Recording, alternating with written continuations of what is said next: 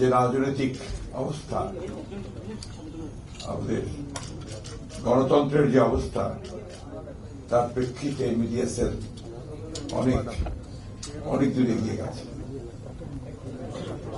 আমাদের দুর্ভাগ্য যে আমাদের বাংলাদেশে আমরা 1971 সালে যখন আমরা স্বাধীনতা যুদ্ধ করি, তখন যে চেতনা বা যে আশা, যে স্বপ্ন নিয়ে আমরা যুদ্ধ করেছিলাম, তার প্রধান বিষয়টি ছিল একটা গণতান্ত্রিক সমাজ, একটা গণতান্ত্রিক রাষ্ট্র নির্মাণ করা, এবং সেখানে মুক্ত গণমাধ্যম বা সংবাদপত্রের স্বাধীনতা এটা একটা অত্যন্ত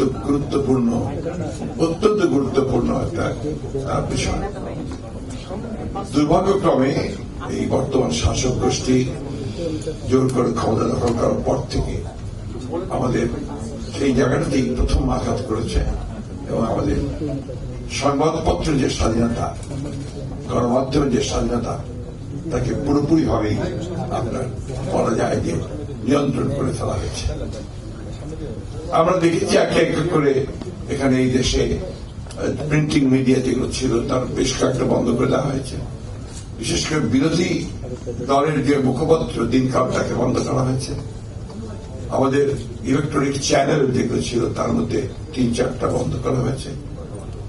যারা এই বিরোধী রাজনীতির সঙ্গে ভিন্নমত পোষণ করেন, সংবাদকর্মী, তাদেরকে চাকরিচ্যুত করা হয়েছে, এবং এর সংখ্যা কিন্তু কোন অংশে কম না। অনেক সংবাদকর্মী আছেন, আমার সামনে অনেকে এখানে আছেন, যারা এখন তারা বলা যায় যে তাদের কাজে নেই, সংবাদপত্রে তারা কাজ করতে পারছেন। এই অবস্থার প্রেক্ষিতে মিডিয়া সেল খুব অল্প সময়ের মধ্যে তারা একটা কাজ করার চেষ্টা করেছে, যে যখন দেশের প্রিন্টিং মিডিয়া বা ইলেকট্রনিক চ্যানেলে ভিন্ন মতগুলো আসতে পারছে না, তখন তারা সোশ্যাল মিডিয়ায় এই মতামতগুলোকে প্রচার করার ব্যবস্থা করেছে। আমরা জানি যে এর মধ্যে আমাদের বাংলাদেশে যে সংবাদকর্মী বা যারা সংবাদপত্রের সঙ্গে, মিডিয়ার সঙ্গে জড়িত আছেন, তারা সত্য কথা বলার জন্য কতটা নিগৃহীত হচ্ছে। মাত্র কয়েকদিন আগে আপনারা দেখেছেন জামালপুরের যে ভয়াবহ ঘটনা ঘটেছে, একজন সংবাদকর্মীকে তাকে শাসক গোষ্ঠী লোকেরা পিটিয়ে মেরে ফেলেছে।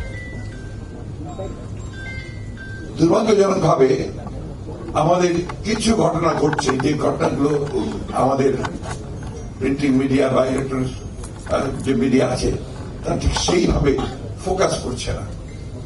যেমন আপনার কয়েকদিন আগে একটা খবর বেরিয়েছে যে একজন আপনার caretaker of A building, apartment building, সেই বিল্ডিং একটা খুন হয়েছিল। তো সেই তার মহিলা খুন হয়েছেন, তার স্বামীকে প্রধান আসামি করে তার ভাই আপনার মামলা করেছেন। তাকে গ্রেফতার না করে কয়েকদিন পরে ওই কেয়ারটেকারকে গ্রেফতার করে নিয়ে যাওয়া হয়েছে, তুলে নিয়ে যাওয়া হয়েছে, এবং তাকে প্রায় 10 দিন নির্যাতন করে তাকে মেরে ফেলা হয়েছে। হাসপাতালে দিয়েছে, মেরে ফেলা হয়েছে। আমাদের গণমাধ্যম এই ব্যাপারটা কিন্তু ঠিক সেইভাবে নিয়ে আসতে সক্ষম হয়নি। কেন হয়নি আমি জানি না। তো ওই ভদ্রলোকের নাম হচ্ছে আলাল। তো এটা একটা বড় একটা প্রমাণ যে পুলিশ কাস্টডিতে বা আপনার যারা তুলে নিয়ে যান নিরাপত্তা বাহিনীর কাস্টডিতে কিভাবে নির্যাতন করে তাদের হত্যা করা হয়। এটা একটা বিষয় না। আপনি কয়েকদিন আগে দেখেছেন নওগাঁতে আমাদের সুলতানা একজন মহিলা, তিনি কোন দল করেন না, তাকে ডিজিটাল সিকিউরিটি অ্যাক্ট পরে দিয়েছে, আগে তাকে র্যাব দিয়ে তুলে নেওয়া হয়েছে রাস্তার মধ্য থেকে, এবং সেটাও একজন আমলার নির্দেশে, একজন জয়েন্ট সেক্রেটারির নির্দেশে তুলে নিয়ে গিয়ে তাকে নির্যাতন করে যখন সে মারা গেছে, তারপরে এই মামলা দেওয়া হয়েছে। হাইকোর্টের নির্দেশের পরেও এখন পর্যন্ত কিন্তু সেই মামলার চার্জশিট সেইভাবে আসে। এটা একটা ঘটনা না, সাগররুনি আজকে প্রায় কত বছর হয়ে গেল, এখন পর্যন্ত তার চার্জশিট দেওয়া হয়। এটা হচ্ছে বর্তমান বাংলাদেশের চিত্র। আমি এ বিষয়ে দীর্ঘ বলতে চাইনি, যে আপনারা সবাই জানেন এই কথাগুলো বলার খুব অপেক্ষা রাখে না।